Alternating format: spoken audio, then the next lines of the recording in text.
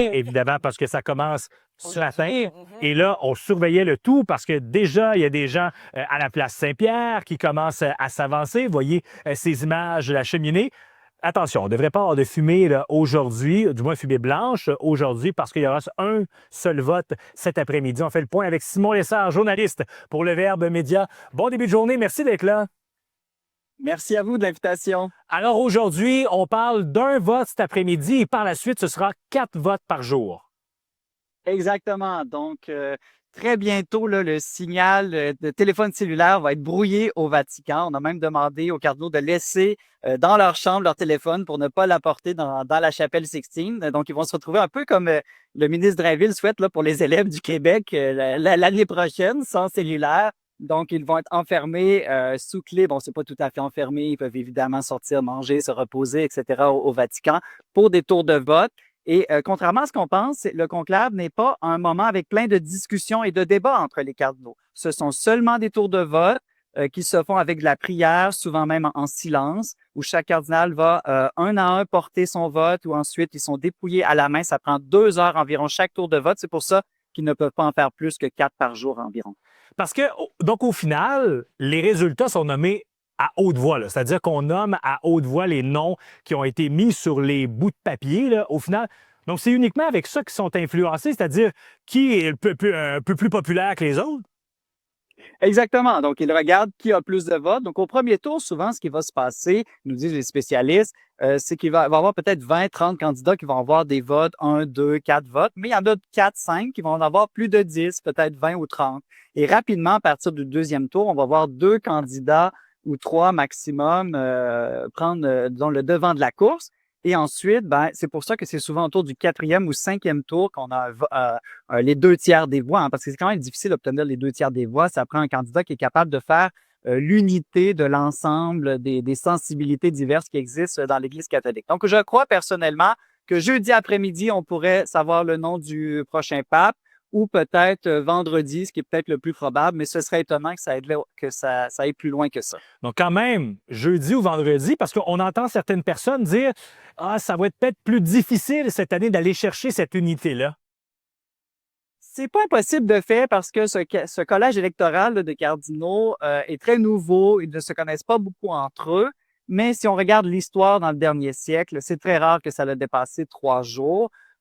Si ça devait se prolonger au-delà de samedi, il y aura une journée de pause dimanche, une journée de prière et là de discussion. Et ils reprendront lundi. Mais c'est peu probable. Je pense que si c'est un candidat de troisième voie qu'on appelle, là, qui se profile, ça se décidera probablement dans le courant de la fin de la journée de vendredi ou de samedi. On l'oublie parfois, mais c'est un des plus anciens systèmes de démocratie. C'est ça quand même, là. Oui, oui, c'est vrai. C'est un vote, hein, même si le Vatican est une monarchie. Ouais. Comme les cardinaux ne sont pas mariés, ben, c'est pas leurs enfants qui héritent, là. Ça se passe par vote. Ça n'a pas toujours été comme ça dans l'histoire de l'Église. Dans l'Antiquité, c'était souvent même par acclamation, tout simplement, du peuple. Le conclave tel qu'on le connaît aujourd'hui date environ du 13e siècle.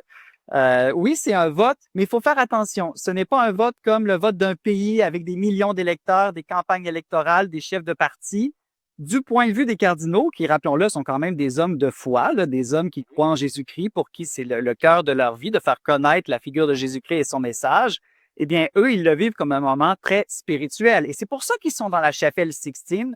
Jean-Paul II disait que devant cette grande fresque de Michel-Ange du jugement dernier, eh bien, lorsque les cardinaux vont voter, lorsqu'ils jugent eux-mêmes pour la personne qu'ils croient la plus apte à gouverner l'Église, ils le font devant le Christ juge, un juge bienveillant, certes, mais quand même un juge qui regarde leur conscience. Est-ce que vraiment tu votes pour la personne que tu crois la plus apte à gouverner l'Église? On parle parfois là, de la diminution de tout ce qui est chrétien, là. Entre autres, ici, plus par exemple dans l'hémisphère nord, là, diminution de la croyance de certaines personnes. Ce conclave-ci, là, est-ce qu'il sera aussi populaire, plus populaire? Est-ce que les gens vont le suivre davantage? Comment vous voyez ça? C'est une bonne question.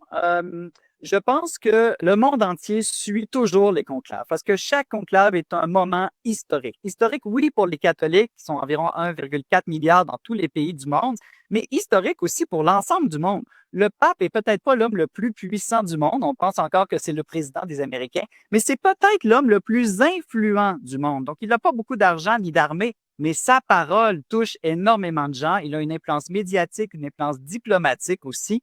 Et donc, je pense que ça va être très suivi. Et n'oublions pas que les catholiques sont en croissance dans l'hémisphère sud. Donc, il faut faire attention, on peut regarder seulement les choses de notre point de vue. Nous, au Québec, on sait qu'il y a une décroissance, évidemment, de la pratique religieuse, mais en Afrique, en Asie, il y a vraiment une forte croissance en ce moment. Et selon le candidat qui sera choisi, élu pape, est-ce que justement cette influence-là pourrait varier?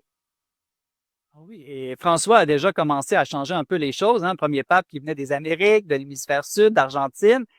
Par exemple, un des candidats en ce moment en tête de liste, c'est le cardinal Tagle des Philippines. Donc, ce serait le premier pape d'Asie.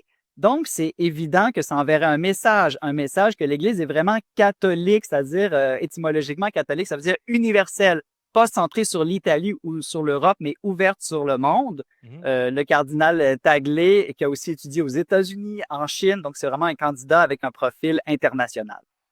Bon, parlons donc des prochaines heures, là. Donc là, ils entreront dans la chapelle dans les prochaines heures. On dit environ 1 heure, là. Donc, les prochaines étapes, immédiatement, ça va commencer, ce vote-là? Exactement. Donc, autour de 9h30, 9h45, ils vont faire une grande procession avec des prières de la chapelle Pauline à la chapelle Sixtine.